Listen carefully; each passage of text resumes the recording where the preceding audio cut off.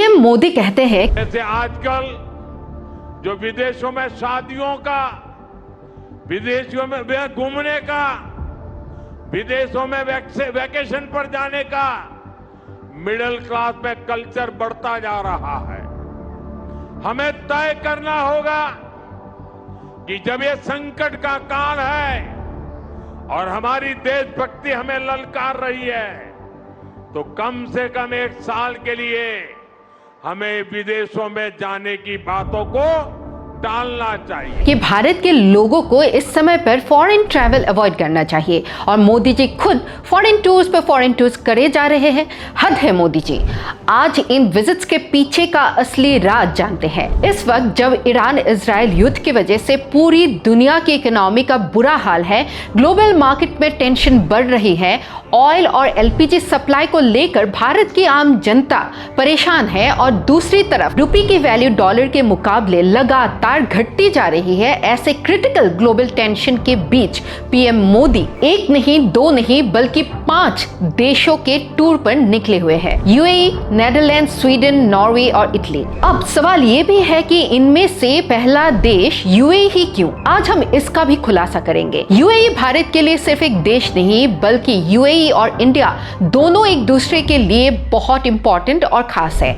इसी रिश्ते की वजह से यूएई ने पीएम मोदी को अपने हाईएस्ट सिविलियन ऑनर से सम्मानित भी किया था। यूएई और India long term strategic partners है। यूएई गल्फ रीजन के सबसे इंपॉर्टेंट एमर्जिंग पावर्स में से एक है।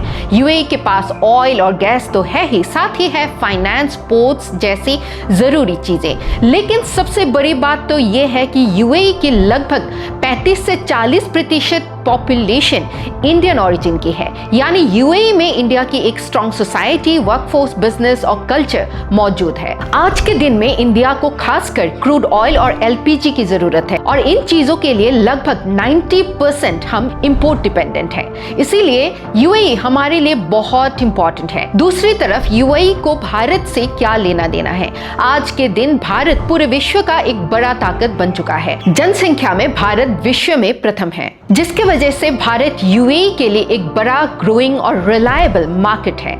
और यूएई इंडिया से बहुत सारी जरूरी चीजें भी इंपोर्ट करती है, जैसे food items, medicine, machinery, textiles, James और ज्वेलरी जैसे एसेंशियल कमोडिटी। इसी वजह से यूएई और इंडिया के बीच 2022 में सेपा यानी comprehensive economic partnership agreement deal हुई थी और उसके बाद दोनों देशों का बायलैटरल ट्रेड $100 बिलियन क्रॉस कर गया है। इंडिया की डोमेस्टिक एलपीजी डिमांड का करीब 40% यूएई से आता है और सबसे इंटरेस्टिंग बात, यूएई की कंपनी एडनॉक इंडिया के स्ट्रेटेजिक पेट्रोलियम रिजर्व प्रोग्राम में पार्टिसिपेट कर रही है। स्ट्रेटेजिक पेट्रोलियम रिजर्व हमारे देश का इमरजेंसी ऑयल बैंक है। अगर क्रूड ऑयल की सप्लाई अचानक रुक जाती है तो भारत जैसे एनर्जी डिपेंडेंट देश के लिए ये नेशनल सिक्योरिटी और सर्वाइवल इशू बन जाती है।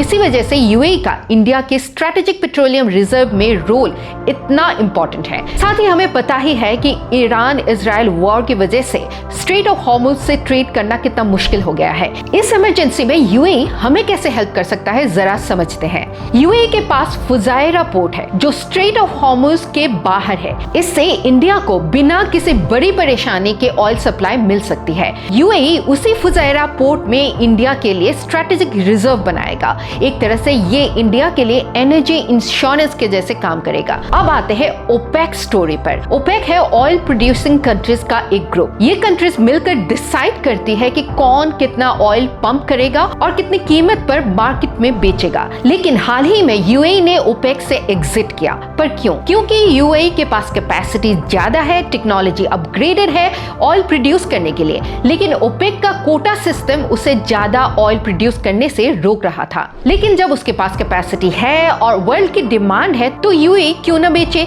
और अगर यूएई इन रूल्स से बाहर आता है तो इंडिया को क्या फायदा होता है? क्रूड ऑयल की आर्टिफिशियल स्कैर्सिटी और महंगाई से हमारा देश बच सकता है।